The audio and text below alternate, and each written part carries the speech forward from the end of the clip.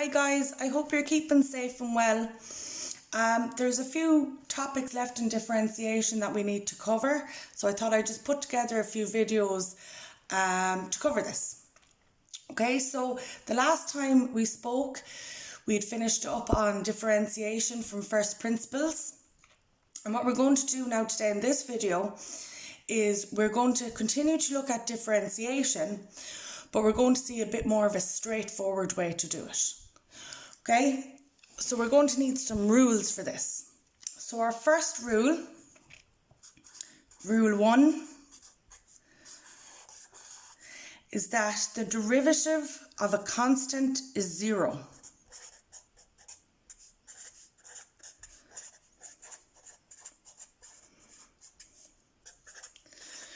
Okay, so remember, a constant is just some real number basically that doesn't have a variable attached to it like x or y.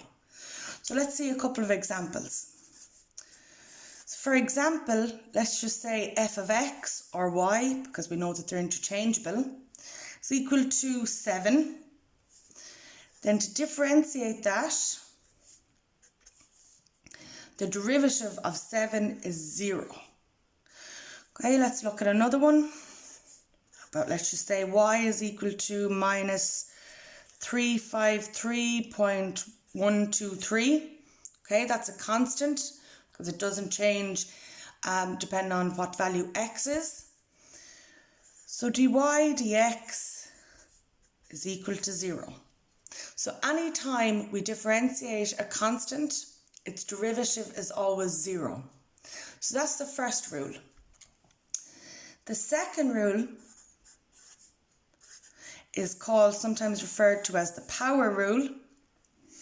Okay, and it tells you what to do if you have x to a power, for example.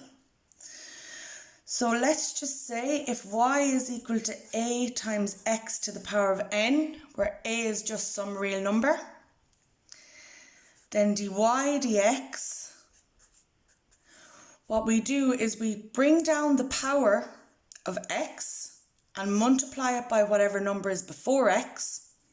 So here that's a, so it's a times n, and then we reduce the power by 1, so we subtract 1 from the power. So let's look at a few examples of this. Okay, so let's just say f of x was equal to x cubed.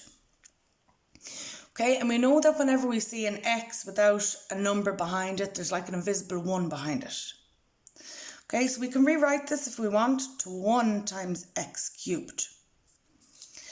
So now to differentiate this, we bring the power, which is 3, down and multiply it by the number that's before the x. So that's 3 times 1, which is 3. And we reduce our power by 1, so we subtract 1 from it. So that will give us 3x squared. Okay, let's look at a couple more examples of that. Okay, so example 2. Okay, so let's just say f of x was equal to 3x to the power of 4. We want to differentiate that. So f prime of x, we take our power, which is 4 here, bring it down and multiply it by whatever number is before the x, so that's 3. So 4 times 3 is 12, and reduce our power by 1. So we're always subtracting 1 from our power. So this will give us 12x to the power of 3. Okay, let's look at a couple more examples. So let's just say y is equal to 5x. Let's see what happens here. So remember, if we see x by itself, there's the power of that is 1. So there's like an invisible 1 there. So it's 5x to the power of 1.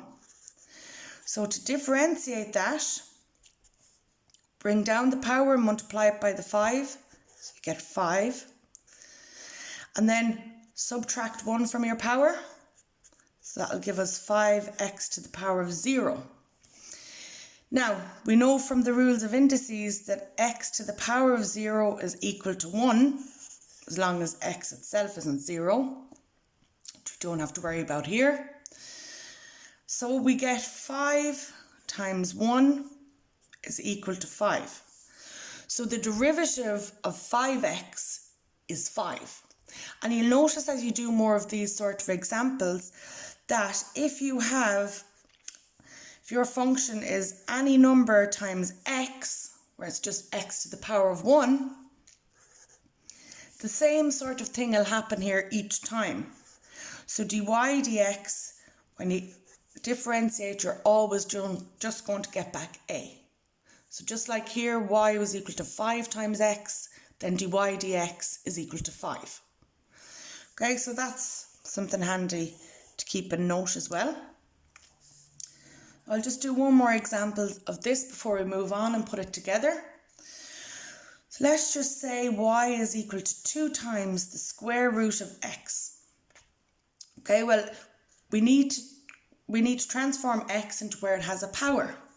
So we know again from the rule of indices that the square root of x is equal to x to the power of a half. So when working in differentiation, if you see the square root, you're going to want to sort of rephrase it as x to the power of a half. So y is equal to 2x to the power of a half. So to differentiate that, dy dx, bring down the power a half and multiply it by 2. So that's a half times 2. And reduce our power by 1. So subtract 1 from our power. So a half times 2 is 1. And a half minus 1 is minus a half. So we're left with 1x to the power of minus a half. But we know that if we have x to a negative power, we can put 1 over the whole lot. And it becomes positive. So here, this is equal to 1 times 1 over x to the power of a half, which is the square root of x. So 1 times 1 over the square root of x is just 1 over the square root of x. Okay, so there's some examples on those. Now we'll put them all back together with one more rule. Okay, so the final rule we want to look at for this section is just the last rule. It just means, okay, so rule 3. Called the sum rule sometimes. So if your function is made up of some number of sub-functions, so let's just say we'll call them g of x, then plus or minus h of x, then to differentiate our function f of x, we just differentiate each sub-function that's in f of x.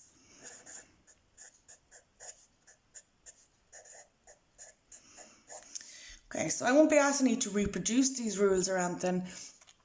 I'm just presenting them formally to you and then we can see examples. So what we mean by this is, for example, let's just say f of x is equal to 6x squared minus 3x plus 2. Okay, so here f of x, it's a sum of some sub-functions. So this can be seen as its own function, as can minus 3x, as can the plus 2. So what rule 3 says is just differentiate each part of these. So f prime of x, let's differentiate 6x squared. Bring down the power and multiply it by the 6 and we'll get 12.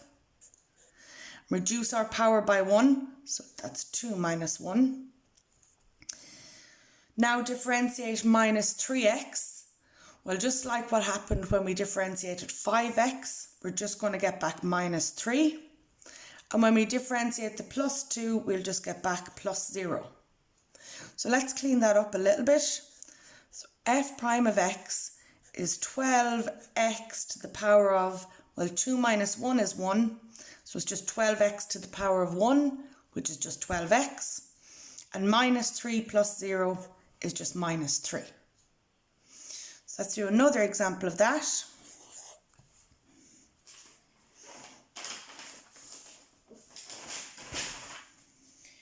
Okay, so let's say f of x is equal to this long number of subfunctions. 3x to the 4 minus 2x cubed plus 6x squared minus 7x plus 3 times the square root of x plus 2 times x to the power of a third. Okay, so now we have to differentiate each part of these. Okay, so f prime of x,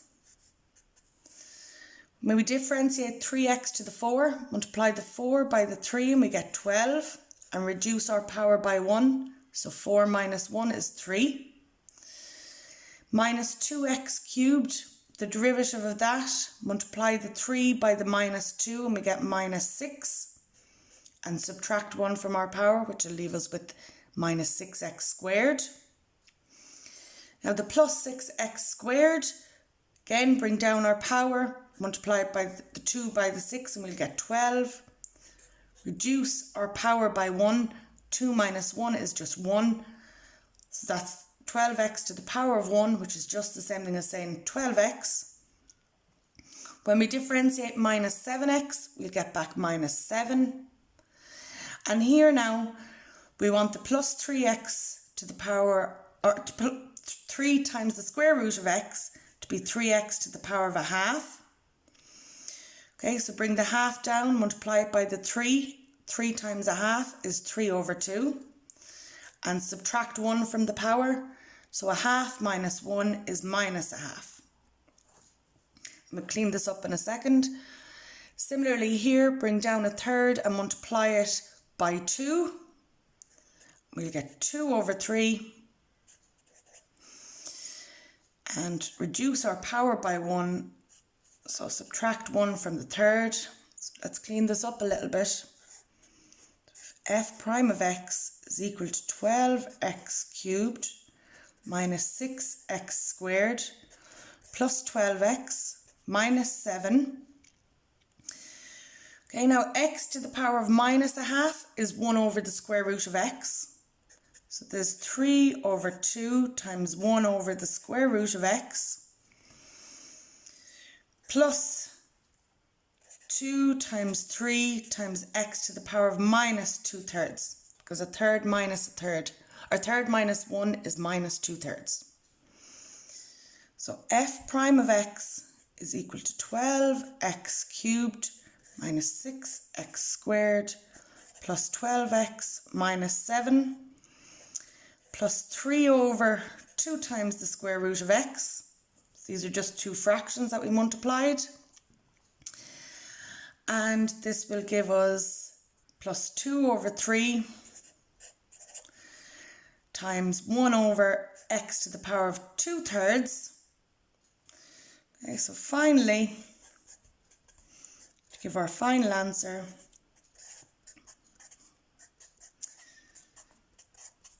okay, so plus 3 over 2 times the square root of x plus 2 over 3x to the power of 2/3. Okay, the final thing I want to say on this video is that variables, it doesn't matter what we call our variables. So, just for example, when we have our function, if we call our function f of x, when we differentiate that or find its derivative, we usually call the derivative f prime of x. Okay, but if our function was called f of t, for example, then the derivative would just be called f prime of t. Similarly, when we have y, if we label our function y and we write it in terms of x, so things like x cubed, they're all in terms of x, so like 2x cubed, then when we differentiate, the dy dx means that we're differentiating y with respect to x, okay, or it's the change in y over the change in x. And the reason it's y and x is because y is the name of our function and our variable that it's written in terms of is x. So let's just see, for example, how about if we were to put s is equal to 3 times t squared plus 6t minus 4. What would we call it then when we differentiate? Well, our function is called s, so we want the change in s over the change in t. So we're differentiating s with respect to t because t is the variable that we're working with here. So we just call it ds dt. And the solution to this would be 6t plus 6. Okay, so have a good day, guys. I'll update you with another video soon.